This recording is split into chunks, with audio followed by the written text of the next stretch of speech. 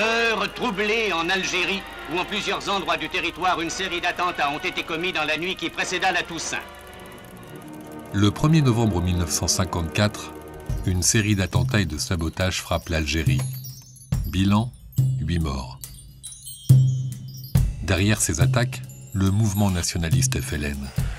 Son but, l'indépendance de l'Algérie, quoi qu'il en coûte. Mais l'Algérie ne se prêtera pas au rôle souhaité par les agitateurs. On peut croire que le calme sera vite rétabli. En réponse, l'armée française se déploie dans les 3 départements algériens. Là, vivent environ 1 million de citoyens français, essentiellement d'origine européenne, et 9 millions de Français musulmans d'Algérie. Des indigènes, comme on dit à l'époque. Ils sont Kabyles, Chaouis, Mozabites, Touaregs, des Berbères pour l'essentiel et des Arabes. C'est le début de la guerre d'Algérie. Mais ces attentats de novembre 1954 ne sont qu'une étincelle. Pour comprendre pourquoi la guerre a éclaté, il faut plonger au cœur du système colonial et des colères qu'il a nourries. Voyage dans la face sombre de l'Algérie française. Paris, janvier 1830. Quelque chose chiffonne le roi de France et son gouvernement. Ils sont très impopulaires. Pour gagner en prestige, ils lancent une opération contre une cible a priori facile, la ville d'Alger, contrôlée par l'Empire ottoman. En avant! Plus vite! Victoire 5 mois plus tard. Le roi de France suivant ne sait pas trop quoi en faire, puis il se ravise. La conquête de l'Algérie commence. C'est là qu'entre en scène cet homme, le général Thomas Bugeaud. Nommé gouverneur de l'Algérie en 1840, Thomas Bugeaud a une mission, soumettre les dizaines de tribus et les 3 millions d'autochtones du pays. Pour y arriver, une méthode. Détruire les récoltes, saisir les silos à grains, piller et dévaster systématiquement les villages. Et tuer en masse. Nous avons tout brûlé, tout détruit. Oh la guerre, la guerre. Que de femmes et d'enfants réfugiés dans les neiges de l'Atlas y sont morts de froid et de misère.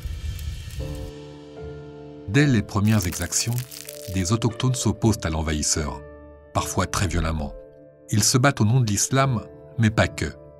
On nous a attaqués bien plus comme des étrangers et des conquérants que comme des chrétiens.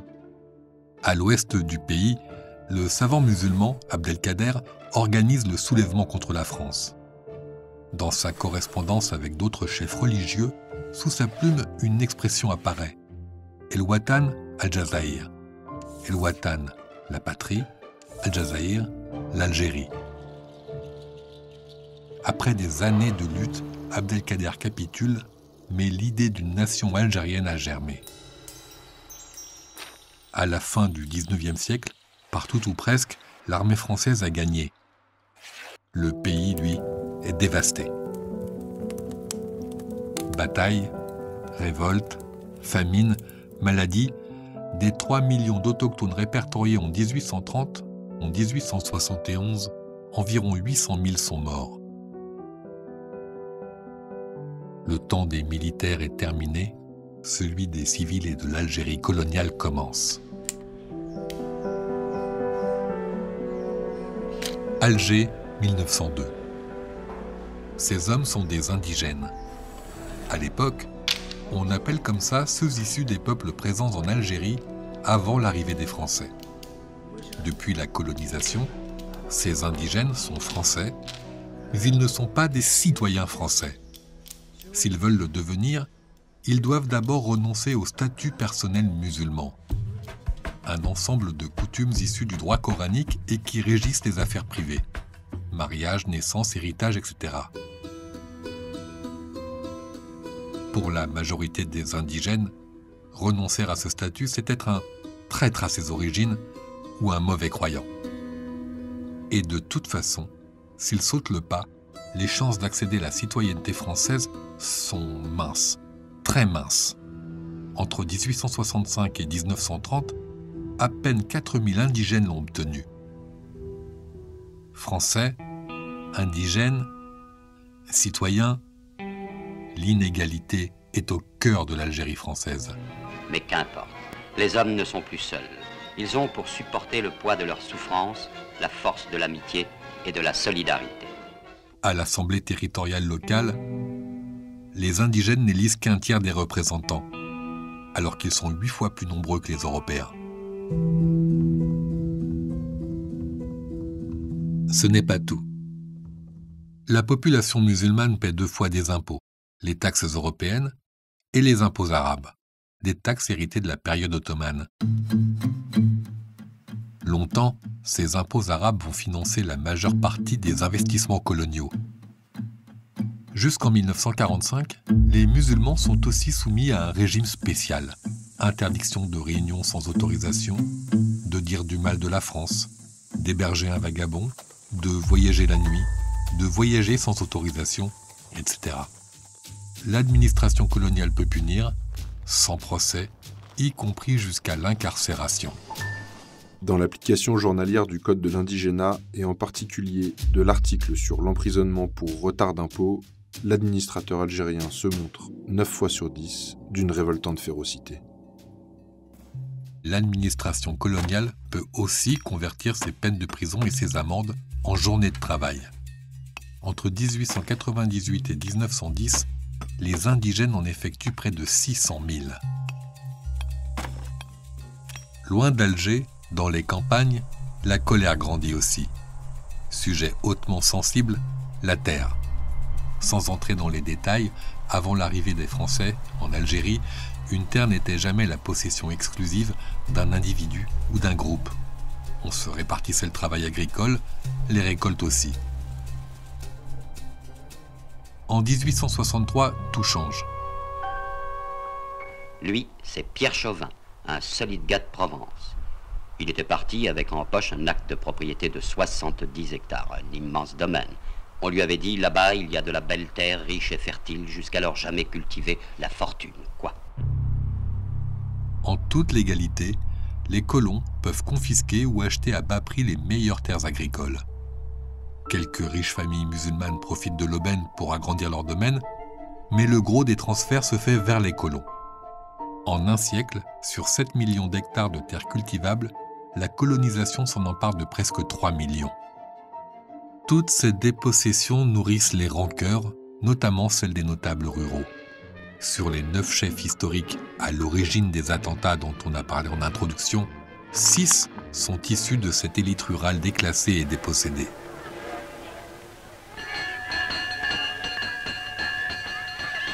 Le développement promis par la France, lui, se fait attendre. Dans les écoles, par exemple. Alors qu'en métropole, l'école est gratuite et obligatoire, les colons rechignent à financer la scolarisation des indigènes. Une partie des impôts arabes a beau être prévue pour former des enseignants et construire des écoles, les colons freinent. Ils craignent que l'éducation des indigènes les encourage à se révolter.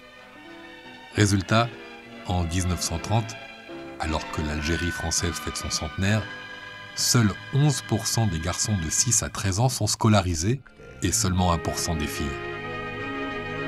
Les enfants goûtent ensemble une dernière minute de liberté au seuil de la même école. Les fils des musulmans et les fils des Français de souche.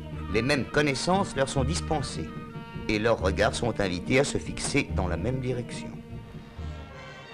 Une génération plus tard, quand éclate la guerre d'Algérie, seuls 15% des enfants indigènes fréquentent l'école publique, surtout dans les grandes villes. Vivant de petits emplois ou frappés par le chômage, de plus en plus de Français musulmans quittent l'Algérie. Au tournant du XXe siècle, beaucoup se tournent vers la métropole. Les salaires y sont 2 fois supérieurs à ceux de l'Algérie. Pour remplacer les ouvriers français mobilisés dans les tranchées de la Première Guerre mondiale, l'administration fait venir 120 000 Français musulmans d'Algérie. L'armée en incorpore 173 000 autres. Parmi eux, un certain Ahmed Mesli, pseudonyme Messaliadj.